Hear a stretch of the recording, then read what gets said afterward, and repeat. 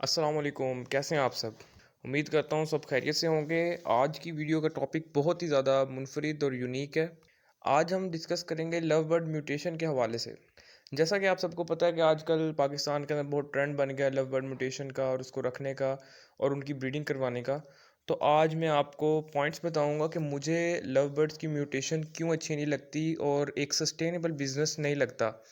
एक वक्ती तौर पे बिज़नेस लगता है। अच्छा, वीडियो स्टार्ट करने से पहले आपको थोड़ा-सा मैं ये कहना चाहूँगा कि अगर आप बहुत ज़्यादा म्यूटेशन के फ़ैन हैं और उसके खिलाफ कोई बात नहीं सुन सकते, तो ये वीडियो आपके लिए हरगिज़ नहीं है। क्योंकि मैं एक तनकीदी जायज़ा लेने लगा हूँ। मैं महँगी म्यूटेशंस के खिलाफ हूँ, जो नॉर्मल रेंज की म्यूटेशंस हैं, नॉर्मल पैसों में जो आम फैंसियर भी खरीद सकता है और उनकी ब्रीडिंग करवा सकता है, मैं उनके खिलाफ नहीं हूँ। जो 10-10, 15-15 लाख, 50-50 लाख के पेयर्स लोगों ने रखे हैं, मैं सिर्फ़ उनके खिलाफ हूँ। तो आज की वीडियो के अंदर मैं आपको detail wise topic wise explain करूंगा कि म्यूटेशंस के अंदर इशू क्या आ रहा है।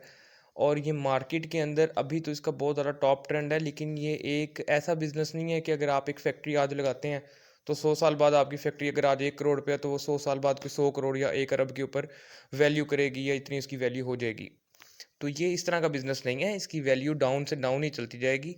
क्योंकि म्यूटेशन जो है वो एक बड़ा ही मार्केट के ऊपर चलने वाला काम है कि मार्केट के रेट और इंटरनेशनल रेट्स के ऊपर चलती है। इंटरनेशनल रेट्स तो खैर किसी को यहाँ पता नहीं होते, तो हर कोई अपना रेट बना के उनको म्यूटेशन सेल करता है। तो मैं टॉपिक वाइज आपको एक्सप्लेन करूँगा कि इनमें इशू क्या आ रहा है। सबसे पहले इसका रेट के हवाले से मैं डिस्कस करूँगा। Number second point, new fanciers के लिए क्या इश्यूज़ हैं इसके अंदर। और नंबर थर्ड पे डिमांड एंड सप्लाई आ जाएगी। नंबर फोर्थ पे इसका एक्सपोर्ट पोटेंशियल, यानी कि मुल्क से हम बाहर इसको कितना हम भेज सकते हैं सेल के लिए, उसका कितना पोटेंशियल है इसमें। नंबर फिफ्थ पे आपको बताऊंगा कि फिशर और बजरीगर के रेट स्टार्ट में कितने थे और अब कितने हो गए हैं। यानी कि वो भी एक यूनिक चीज़ आई थी, ये कह सकते हैं कि म्यूटेशन के तौर पर आई थी। या एक न्यू चीज़ आई थी मार्केट के अंदर, जिस तरह म्यूटेशन भी तक न्यू परिंदा आता है मार्केट के अंदर, तो उनके रेट बहुत ज़्यादा पहले किस तरह थे हाई और आहिस्ता आहिस्ता कैसे कम हुए। नंबर सिक्स पे आपको एक्सप्लेन करूँगा कि ये एक कैप्चर्ड मार्केट है। और नेक्स्ट आपको फिर ये पॉइंट भी बताऊँगा कि ये एक चेन सिस्टम है और चेन सिस्टम के थ्रू ये सारा काम चलता है, जैसा कि नेटवर्क मार्केटिंग के अंदर होता है। और एंड में मैं आपको इसकी एग्जांपल्स दे के बताऊँगा इकोनॉमिक्स की पॉइंट ऑफ व्यू से, क्योंकि मैं खुद तो डॉक्टर हूँ, लेकिन घर में बहुत सारे इकोनॉमिस्ट हैं मेरे, तो उनसे जो नॉलेज मिलता है तो हम गेन करते हैं, उसकी रोशनी में मैं आपको बताऊंगा कि ये क्यों सस्टेनेबल बिजनेस नहीं है। तो अगर हम पहली बात पॉइंट पे बात करें कि इसका रेट बहुत ज़्यादा हाई है, देखें एक म्यूटेशन कैसे तैयार होती है कि डिफरेंट बर्ड्स की ब्रीडिंग करवा के उनके न्यू कलर्स आ जाते हैं और उसको हम ब्रीड का नाम दे देते हैं या न्यू म्यूटेशन का नाम सॉरी दे देते हैं कि एक न्यू म्यूटेशन तैयार हो गई है। जिस तरह आपने बड़े नाम सुने होंगे, डन फेलो, पार ब्लू। तो इसमें जो नॉर्मल रेंज के बर्ड्स हैं वो तो ठीक हैं, लेकिन जो रेट हाई से हाई करते जाते हैं 10 लाख 50 लाख का पेयर, उसमें बहुत ज़्यादा इश्यूज़ हैं। उनमें ये इश्यूज़ हैं कि सबसे पहले कि इतना ज़्यादा रेट हाई होगा तो न्यू फैंसियर आपका वो बर्ड नहीं ले सकता, पहली तो बात है। आपको उसकी ब्रीडिंग करवानी पड़ेगी और ज़ाहिर बात है जब आप एक बर्ड की ब्रीडिंग करवा के उसको ज़्यादा कर देंगे मार्केट के अंदर, स्टार्ट में तो उसका रेट हाई रहेगा, लेकिन जब हर जगह कॉमन हो जाएगा तो उसका रेट कम होगा। सारी चीज़ें इंटर रिलेटेड हैं, तो मैं आपको बारी बारी ये सारी एक्सप्लेन करता हूँ।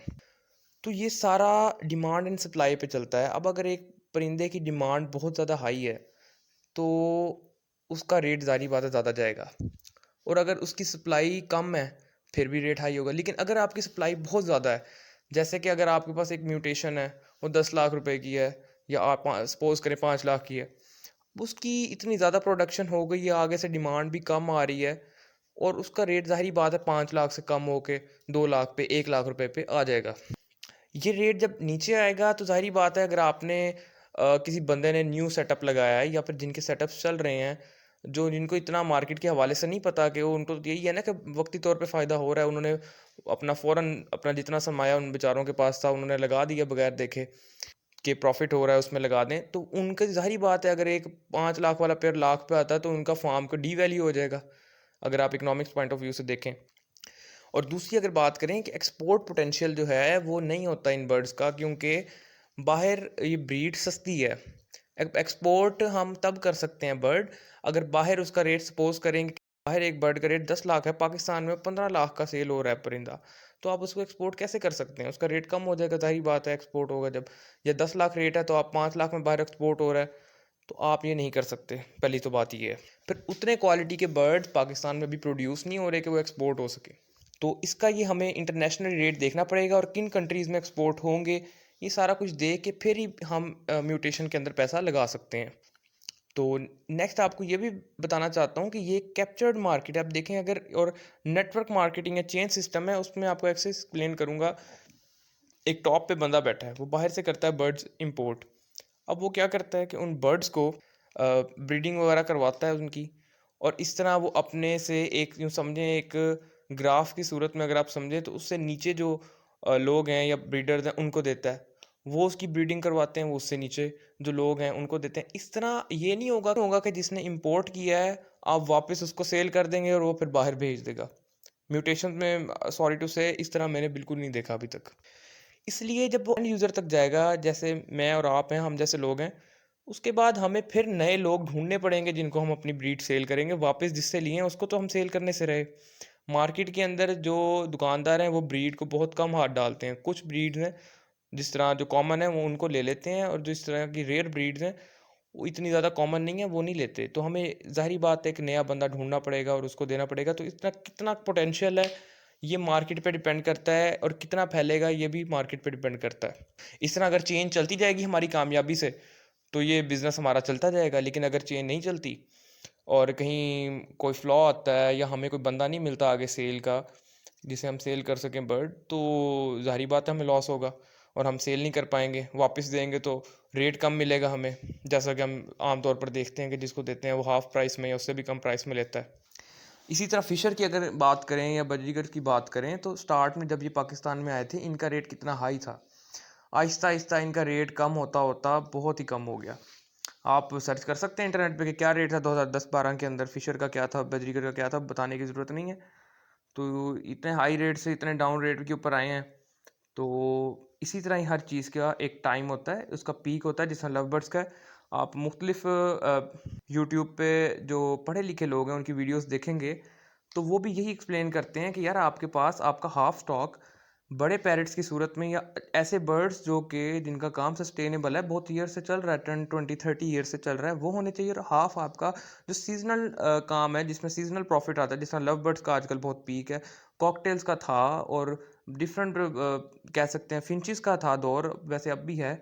तो उनको रखें, हाफ अपना जो सरमाया उसके अंदर इन्वेस्ट हो और हाफ आपका परमानेंट बर्ड्स के अंदर सरमाया इन्वेस्ट हो, ताकि आपकी प्रॉफिट जो है और आपका जो फार्म की डी वैल्यू ना हो, तो यही मुझे सबसे ज़्यादा इस बात का केयर होती है कि जो न्यू फैंसियर आ रहे हैं, अगर वो बेचारे अपनी इन्वेस्टमेंट भी लाएं, अपना इन्वेस्ट भी करें, और उनको रिटर्न ना हो, रिटर्न के बजाय वो बेचारे अपना 10 15 लाख जो उन्होंने इन्वेस्ट किया है, 20 लाख इन्वेस्ट किया है, वो भी उनका डूब जाए, तो वो बहुत ज़्यादा ज़्यादती होगी उनके साथ। इसलिए तनकीद को बर्दाश्त करना भी सीखें लोग, और पॉजिटिव तनकीद है उससे सीखें भी, सबक भी सीखें कि आपने एक हद तक ये काम करें कि आपको लॉस ना हो। अपना आप काम देखें सीधा कि आपका सेल के पॉइंट्स हों।